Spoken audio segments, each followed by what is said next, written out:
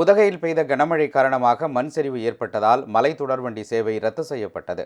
தமிழகத்தின் பல்வேறு மாவட்டங்களில் நேற்று பெய்த திடீர் கனமழை காரணமாக வெப்பம் தணிந்து குளிர்ச்சியான சூழல் நிலவியது.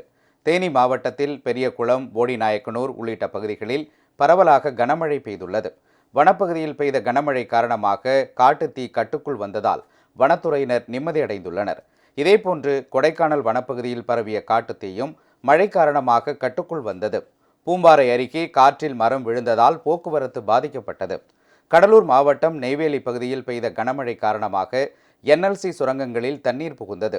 ஒரு சில இடங்களில் மண் சரிவும் ஏற்பட்டது. ராமநாதபுரம் மாவட்டத்தில் 2வது நாளாக இன்றும் கனமழை பெய்தது. இதனால் பள்ளி கல்லூரி செல்லும் மாணவ மாணவியர் அவதியடைந்தனர்.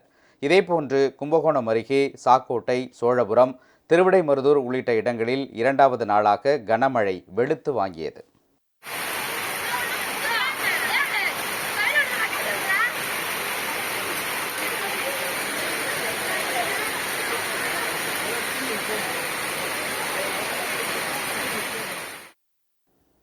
நீலகிரி மாவட்டத்தில் பெய்த கனமழையால் மலை தொடர்வண்டி பாதையில் மண் சரிவு ஏற்பட்டது.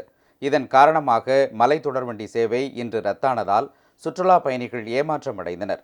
திருப்பூர் மாவட்டம் தாராபுரம் பகுதியில் விட்டுவிட்டு கனமழை பெய்தது. இதனால் குடிநீர் தட்டுப்பாடு நீங்கும் என பொதுமக்கள் மகிழ்ச்சி தெரிவித்தனர்.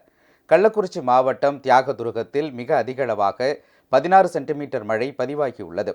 சங்கராபுரம் அருகே நெற்பயிர்கள் நீரில் மூழ்கியதால் விவசாயிகள் கவலையடைந்துள்ளனர்.